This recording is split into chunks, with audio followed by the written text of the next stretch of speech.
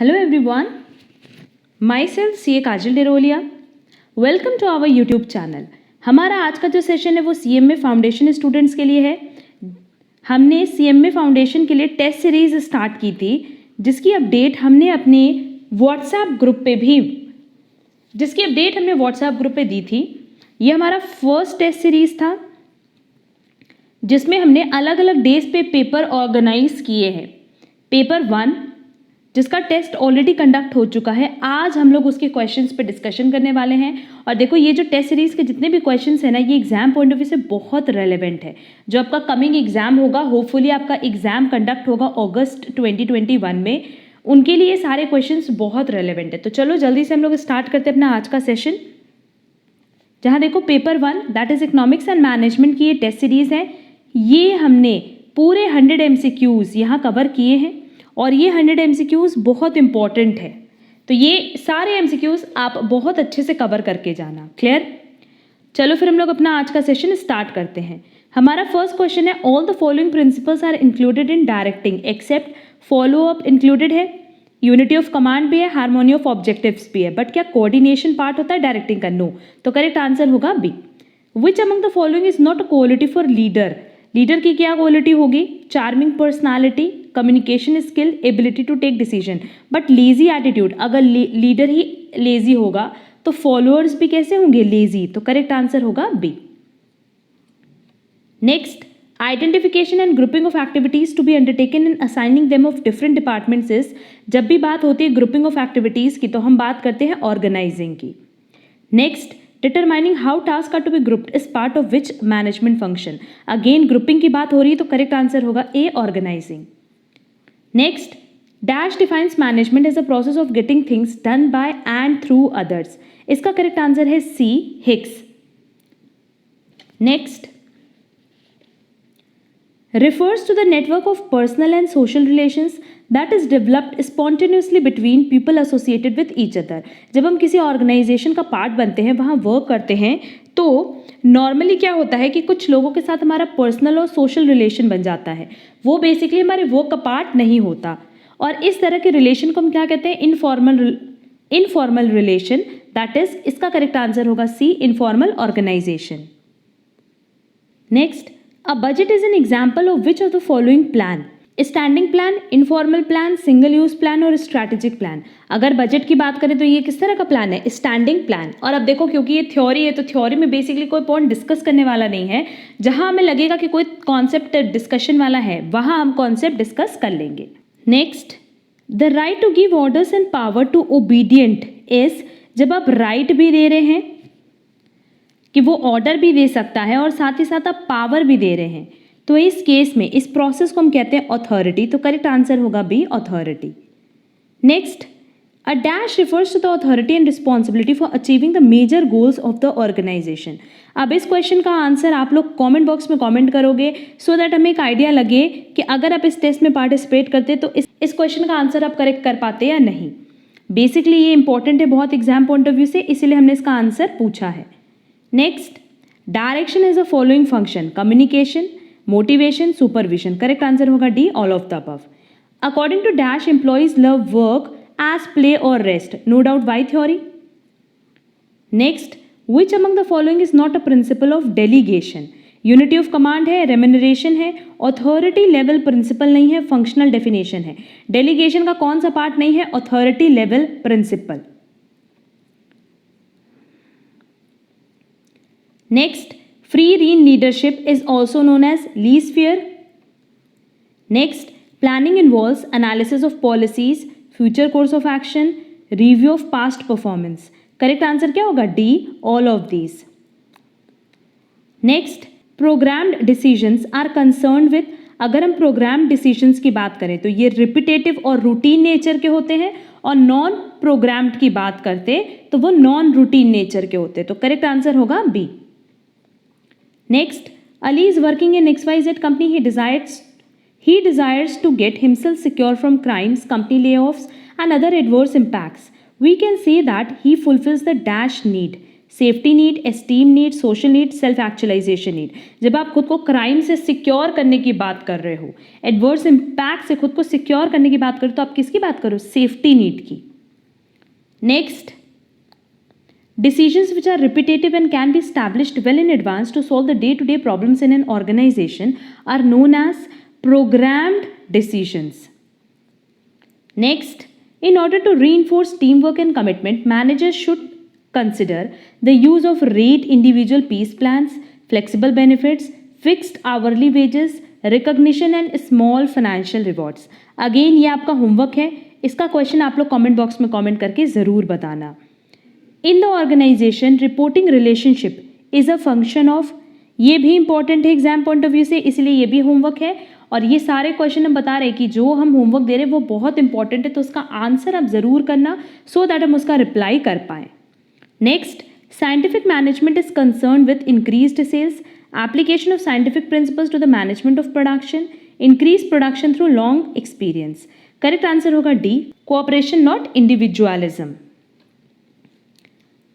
अब देखो, अगर आपने थ्योरी अच्छे से पढ़ी है तो किसी भी क्वेश्चन में आपको कोई प्रॉब्लम नहीं हो रही होगी। नेक्स्ट है, dash is a process of interesting part of the work by the superiors to his or her subordinates. Basically जब आप अपने सबॉर्डिनेट को अपना काम या अपने काम का हिस्सा, पार्ट इंटरेस्ट करते हो, मतलब फॉरवर्ड करते हो, तो उसको हम क्या कहते हैं? Delegation of authority, that is B. Next, which of the following types of plans is highly interdependent and must take into account the resources and capabilities of the entire organization and its external environment? Budgetary plans, tactical plans, strategic plans और operational plans. इसका correct answer होगा C. Next, which type of decision making is carried out by lower level management and deals with specific day-to-day processes? Mid-level decision making, administrative decision making, operational decision making. Correct answer क्या होगा? C, operational decision making, क्योंकि administrative basically कौन लेता है? Top level manager. Next, which one of the following is are leadership theories? Contingency theory है, behaviour theory है, trait theory. Correct answer होगा D, all of these. Next, which of the following are quantitative control methods? Open market है, SLR है, bank rate और CRR भी है, तो correct answer होगा all of the above. Next, central bank dash credit, no doubt controls credit. अब ये देखो, ये सारे क्वेश्चन क्योंकि एग्जाम पॉइंट ऑफ व्यू से इंपॉर्टेंट है, इसीलिए हमने टेस्ट सीरीज में इंक्लूड किया था। अगर आप किसी वजह से हमारा फर्स्ट टेस्ट सीरीज नहीं ज्वाइन कर पाए हो तो आप टेस्ट सीरीज 2 भी ज्वाइन कर सकते हो, जो बेसिकली जुलाई एंड में हम कंडक्ट करेंगे। एंड ये जो सीरीज हम कंडक्ट कर रहे हैं, बेसिकली इसका पैटर्न है कि हर दिन कि हर एक पेपर अलग अलग डे पे हम कंडक्ट करेंगे फॉर 1 आवर, और सारे MCQs क्वेश्चन रहेंगे और क्वेश्चन पेपर आपको मिलेगा ऑनलाइन। क्लियर? तो अगर आपने टेस्ट सीरीज नहीं ज्वाइन की है, आपको उसकी डिटेल इन्फॉर्मेशन चाहिए, तो आप हमें व्हाट्सएप या टेलीग्राम कर सकते हो, जिसकी लिंक आपको डिस्क्रिप्शन बॉक्स में मिल जाएगी। Next, which one of the following individuals is most closely related associated with scientific management? F. Taylor, that is Frederick Taylor. Next, objective of monetary policy is to encourage flow of credit into neglected sector, discouraging hoarding of commodities, control inflation, all of the above. Monetary policy का objective क्या होता है कि वो inflation control. Next, dash policy refers to the policy measure taken by RBI to control and regulate money supply. Monetary policy. Next, oligopoly market is known as price rigidity. और price discrimination कहाँ होता है? Monopoly में। Clear? Next, which of the first order condition for the profit of a firm be maximum? MR is equal to MC, ये सबसे पहला rule होता है। दूसरा रूल होता है कि MC MR कर्व को कट करेगा फ्रॉम द बिलो, तो करेक्ट आंसर होगा D. Next, which of the following can not be classed as market structure? Monopolistic competition है, परफेक्ट कॉम्पिटिशन है, ओलिगोपोली है, बट क्या कम्युनिज्म है? नहीं, तो करेक्ट आंसर होगा B, communism. Next, which of the following are qualitative control methods? आप qualitative की बात पूछा है तो देखो, differential rate on certain types of advancement, maximum limit of credit for specific purpose, margins, all of the above. Correct answer क्या होगा? C, margins. Next, for a monopoly firm market demand curve is? Monopoly के लिए AR curve ही उसका demand curve है। Next, which of them is a characteristics of a price taker? Price taker कौन होता है? परफेक्ट कॉम्पिटिशन मार्केट, वहाँ M R is equal to price होता है, T R is equal to price into quantity होता है, A R is equal to M R होता है। करेक्ट आंसर क्या होगा? D, all of these. Next, in a perfectly competitive market the process of entry और exit ends when? देखो, entry और exit तब बंद हो जाती है ना जब firms zero economic profit earn करे, क्योंकि जब आप प्रॉफिट ही नहीं अर्न कर रहे हो, आप मतलब इक्वल पे हो, जितना आप कॉस्ट लगा रहे हो उतना ही आप अर्न कर रहे हो, तो एंट्री एग्जिट क्या होगी? बंद हो जाएगी। तो करेक्ट आंसर होगा C. Next, market conditions an industry is said to be in equilibrium when total output is equal to total demand. Next, in a short run, if the price is above the average total cost in a monopolistic competitive market, the firm makes profits and new firms join the market. Next, which of the following statement is true? सारे statement जब आप पढ़ना तो देखना, लिखा है perfect competition में सिर्फ नॉर्मल प्रॉफिट अर्न कर सकते हैं, परफेक्ट कंपटीशन में ए आर एम और मार्जिनल कॉस्ट आइडेंटिकल होता है, परफेक्ट कंपटीशन में ए सी और एम सी इक्वल होता है, in perfect competition A R और A R and M R identical. तो नो डाउट ट्रू क्या है? D. Next, dash means absence of competition. Monopoly में क्या कोई कॉम्पिटिशन होता है? नहीं, क्योंकि यहाँ पे होल सोल एक ही सप्लायर होता है। Next, the law of demand implies that if nothing else change. Simple सी बात है, लॉ ऑफ डिमांड ये बताता है कि प्राइस और डिमांड में किस तरह का रिलेशन होता है? Inverse relation. तो करेक्ट आंसर होगा B, a negative relationship between the price of a good and the quantity demanded. Next, in 2000 there were 2 lakh gas grills demanded at a price of $500. In 2001 there was more than 2 lakh gas grills demanded at the same price. मतलब price constant है और demand क्या हो गई? Increase हो गई। This increase could be the result any of the following except। अब simple सी बात है, यहाँ अगर प्राइस के साथ डिमांड में कोई चेंज नहीं हो रहा है तो किसकी वजह से हो रहा होगा? अदर फैक्टर्स की वजह से। तो अदर फैक्टर्स में क्या आ जाएगा? इनकम आ जाएगा, कॉम्प्लीमेंट्री गुड्स आ जाएगा, सब्सटीट्यूट गुड्स आ जाएगा, ये सारी चीज़ें आएंगी। देखो, a fall in the price of natural gas a complement for a gas grill, ये तो नहीं होगा। An increase in income, population and increase in the supply of gas grill. अगर हम डिमांड की बात करें तो क्या यहाँ पे बात सप्लाई की होगी? नहीं। तो करेक्ट आंसर होगा डी। और वैसे भी देखा जाए तो ए बी सी क्या है? अदर फैक्टर है। इन फैक्टर्स की वजह से हमारा डिमांड चेंज हो सकता है जब प्राइस कॉन्स्टेंट हो। Next, as opportunity cost of a good decrease people buy. जैसे जैसे अपॉर्चुनिटी कॉस्ट डिक्रीज होगा, आप more of that good and also more of its complement, ज़्यादा से ज़्यादा उस गुड्स का और उसके कॉम्प्लीमेंट गुड्स परचेज आप करोगे। नेक्स्ट, रिवॉर्ड पे टू कैपिटलिस्ट। कैपिटल को हम क्या पे करते हैं? इंटरेस्ट। तो प्रॉफिट किसको देते हैं? एंटरप्रेन्योर को। वेजेस किसको देते हैं? लेबर्स को। और रेंट किसको देते हैं? लैंड को। Next, the A R curve and industry demand curve are identical in case of monopoly. इस पर अभी ऊपर भी हमने बात की थी कि A R is equal to demand curve होगा कब? जब हम बात करेंगे मोनोपोली की। Next, when supply decreases and demand does not change the equilibrium quantity. अब देखो सिंपली क्या कह रहा है कि सप्लाई डिक्रीज करा है, तो पहले सप्लाई ये था, अब क्या हो जाएगा? इस साइड शिफ्ट हो जाएगा। क्लियर? बट क्वेश्चन में क्या कह रहा है कि डिमांड चेंज नहीं हो रही है। लेट्स से ये डिमांड है ना, तो डिमांड चेंज नहीं हुई, तो इस केस में प्राइस डिक्रीज हो गया एंड साथ ही साथ प्राइस डिक्रीज हुआ और क्वांटिटी क्या हो गई? इंक्रीज हो गई। तो इक्विलिब्रियम क्वांटिटी क्या हो रही है? इंक्रीज हो रही है और प्राइस क्या हो रहा है? फॉल हो रहा है। तो करेक्ट आंसर होगा C. Next, marginal revenue is the latest addition made to the total revenue. Next, utility is a subjective और psychological concept. Next, each point on a supply curve represents. Supply curve पे हर एक point क्या represent करता है? The lowest price for which the supplier can profitably sell another unit. Next, gruel is an inferior good, hence a decrease in people's income. अगर inferior good है, that is low quality product, तो income के decrease होते ही इसकी जो demand है वो क्या होगी? इंक्रीज हो जाएगी। क्लियर? तो उस केस में अगर मान लो डिमांड का वैसे बना है तो वो शिफ्ट हो जाएगा टुवर्ड्स राइट वर्ड। तो करेक्ट आंसर होगा A. Next, which one of the following needs is missing in the hierarchy of needs theory? Esteem needs हैं, सेफ्टी नीड्स हैं, साइकोलॉजिकल नीड्स भी है, बट क्या फिजियोलॉजिकल नीड्स है? नहीं। तो करेक्ट आंसर होगा D. Next, decision making is expected to be based on. Decision making हमेशा रैशनल थिंकिंग पे होता है। Next, dash form the basis for the functioning of an organisation. Objectives, कोई भी ऑर्गेनाइजेशन चलने का रीज़न क्या होता है? ऑब्जेक्टिव्स। उसी के बेसिस पे वो अपनी सारी प्लानिंग प्लॉटिंग करते हैं। Next, which type of decision making is carried out by lower level management and deals with specific day to day processes. इसको हमने ऊपर भी डिस्कस किया था, इसका करेक्ट आंसर होगा सी।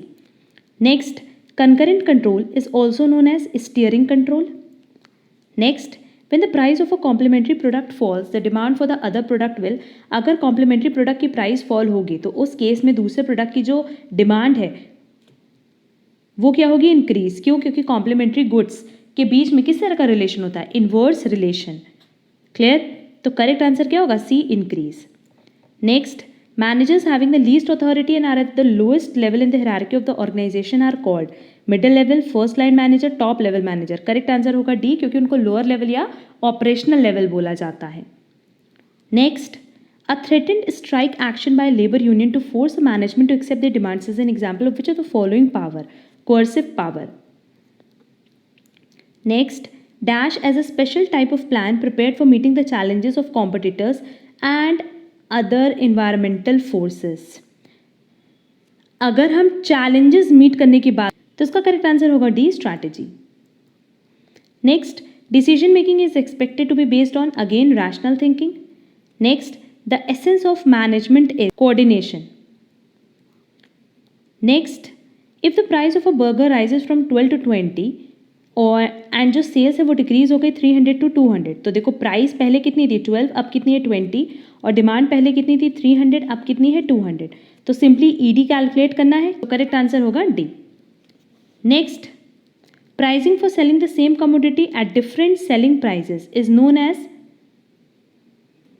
Skimming pricing. Next, the process of sharing authority by superior to subordinate is delegation. Next, dash is a dynamic organization within the individual that determine his unique adjustment to the environment। इसका correct answer होगा ए, personality. Next, a threatened strike action, ये भी ऊपर हमने बताया था, इसका correct answer होगा A, coercive power. Next, bureaucracy theory was invented by Max Weber. ये सब हमने ऑलरेडी पढ़ा हुआ है एंड साथ ही साथ हमें बताया कि थ्योरी है तो इस पर ज़्यादा डिस्कशन की ज़रूरत नहीं है। Next, who is known as the father of scientific management? F.W. Taylor. Next, which one of the following techniques does not imply on the job training method? इसका करेक्ट आंसर होगा D, apprenticeship training। Flow of communication among the same level of people is known as, अगर same level पे हो रहा है तो उसको हम कहते हैं horizontal communication. Next, which of the following is a part of the 14 principles of management identified by Henry Fayol? Scalar chain। Next, when a manager made a decision and he is uncertain about the outcomes, his decision is likely to be risky, क्योंकि risk तो है ही उसमें। Next, which of the following best describe mental revolution? It implies change of attitude। mental revolution मतलब ही क्या होता है? change of attitude। Next, feedback of dash is necessary to improve the quality of the product। Customer का अगर आपको feedback मिलेगा तो ही आप क्वालिटी इंप्रूव कर सकते हो। The motivation theory, which classifies needs in hierarchical theory, is developed by B. Abraham Maslow। Next, the cross elasticity of demand measures the responsiveness of quantity demanded of a particular good to changes in the prices of। देखो जब भी हम बात करते हैं cross elasticity की ना, तो हम बात करते हैं सब्स्टिट्यूट गुड्स की as well as complementary goods की। मतलब वो गुड्स जो साथ में चलते हैं या वो गुड्स जो कि एक दूसरे के ऑप्शन में यूज किए जा सकते हैं। क्लियर? तो इसका करेक्ट आंसर होगा C, it's substitutes and it's complements. Next, to whom does the central bank usually makes loan? Central bank basically किसको लोन देता है? गवर्नमेंट को। दैट इज करेक्ट आंसर होगा B. Next, in long run monopolistically competitive firms tend to experience substantial economic losses, negative economic profits, zero economic profits और high economic profits। monopolistically competitive firms की बात करें तो long run में उनको high economic profits होगा। Next, a decrease in the price of game of a bowling shifts the, देखो अब अगर प्राइस किसका डिक्रीज हो रहा है? गेम ऑफ बाउलिंग का, तो नो डाउट जो डिमांड होगी बॉल्स की, बाउलिंग बॉल्स की, वो इंक्रीज हो जाएगी। क्यों? क्योंकि बेसिकली हम यहाँ पे किसकी बात कर रहे हैं? कॉम्प्लीमेंट्री गुड्स की, जो साथ में चलते हैं। क्लियर? तो करेक्ट आंसर क्या होगा? D, demand curve for bowling balls, right word. Next, the relationship between money supply and price level, तो करेक्ट आंसर क्या होगा? Proportional. Next, dash is one among the quantitative methods of credit control, किसकी बात किया है? Quantitative. तो quantitative method कौन सा है? Moral suasion, direct action, rationing of credit, ये सब क्वालिटेटिव है। क्वांटिटेटिव है bank rate policy. Next, medium of exchange क्या है? Measures of dispersion, standard of deferred payment, measure of value. Correct क्या आंसर होगा? ऑल ऑफ द अबव, क्योंकि ये सारे के सारे ही medium of exchange that is money से रिलेटेड हैं। Next, under perfect competition the demand curve is, अगर हम लोग परफेक्ट कॉम्पिटिशन की बात करते हो डिमांड कर्व हमेशा इस तरीके से बनता है, that is horizontal. Next, when a perfectly competitive firm makes a decision to shut down, it is mostly like that, अगर आप अपना बिजनेस बंद कर रहे हो तो उस पॉइंट ऑफ टाइम पे क्या हो रहा होगा कि आप अपना एवरेज कॉस्ट कर्व भी रिकवर नहीं कर पा रहे होगे, सिर्फ इसीलिए आप अपने फर्म को या अपने बिजनेस को बंद करते हो। तो करेक्ट आंसर क्या होगा? Price is below the minimum of average variable cost. Next, a monopoly firm makes more profit because it acts as a market leader, it can discriminate price, हमने बताया कि अलग अलग लोगों से आप अलग अलग चार्जेस ले सकते हो। It has ability to choose price and output combination, तो करेक्ट आंसर होगा D, all of the above. Next, which of them is a characteristics of a price taker, price taker के केस में marginal revenue price के भी बराबर होता है, total revenue price and quantity के बराबर होता है, और एवरेज रेवेन्यू मार्जिनल रेवेन्यू के बराबर होता है। तो करेक्ट आंसर होगा D. Next, management is tangible. Next, budget is an instrument of both planning and controlling. Next, if someone keeps some money for bad days, this demand for money is known dash by motive of money. Basically, अगर आप अपने bad days के लिए कुछ पैसे उठा करके रखते हो तो इसको हम लोग precautionary measure या precautionary motive बोलते हैं. Next, if a producer can use resources to produce either good A or good B, then A and B are, आप चाहे तो A बना सकते हो, चाहे तो B बना सकते हो, substitutes production की. Next, the motivation theory which classifies need in hierarchical order is developed by Abraham Maslow. A monopoly is characterized by a few customers, single supplier, limited entry and exit opportunity, limited क्या वहां होता ही नहीं है, तो correct answer क्या होगा? B, single supplier. Next, a complement is a good, basically complement goods वो होते हैं जो दूसरे गुड्स के साथ यूज हो सके, तो करेक्ट आंसर होगा D, used in conjunction with another good. Next, super normal profit occurs when, super normal profit तब होता है जब एवरेज रेवेन्यू किससे ज़्यादा हो? एवरेज कॉस्ट से. अगर एवरेज रेवेन्यू एवरेज कॉस्ट के बराबर है तो normal profit, average revenue average cost से बिलो है तो लॉसेस, तो करेक्ट आंसर होगा डी.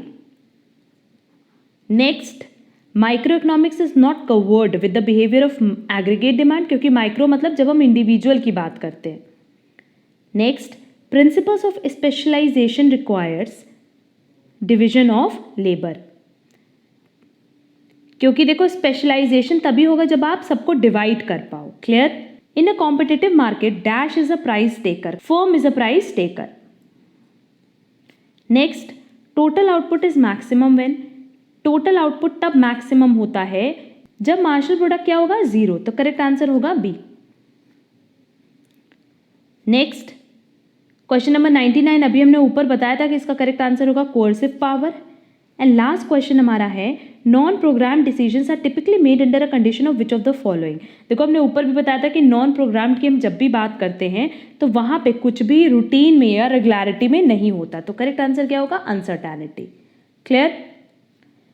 तो ये ओवरऑल 100 ऐसे एमसीक्यूज हैं जो कि बहुत इंपॉर्टेंट है एग्जाम पॉइंट ऑफ व्यू से. ये सारे एमसीक्यूज आप बहुत अच्छे से कवर कर लेना. एंड अगर आपको हमारी टेस्ट सीरीज ज्वाइन करनी है रिलेटेड टू CMA फाउंडेशन, तो आप हमें टेलीग्राम पे या व्हाट्सएप पे मैसेज कर सकते हो. वैसे तो ये हमारी टेस्ट सीरीज फर्स्ट थी, सेकंड हम ऑर्गेनाइज करेंगे जुलाई एंड में, तो उसकी पूरी डिटेल आपको हमारे टेलीग्राम चैनल या व्हाट्सएप ग्रुप से मिल जाएगी. अगर आज की क्लास में कहीं पे भी कोई डाउट हो, किसी भी क्वेश्चन में कोई क्वेरी हो तो आप कमेंट बॉक्स में कमेंट करके पूछ सकते हैं। एंड हाँ, एक और चीज़ की जो क्वेश्चन हमने होमवर्क दिए हैं उस पर आंसर ज़रूर करना, सो दैट हम उसका करेक्ट आंसर आपको बता सकें। अब हम लोग मिलेंगे हमारी नेक्स्ट क्लास में, जहाँ हम लोग पेपर 2 पे डिस्कशन करेंगे। आज के लिए बस इतना। Thank you so much.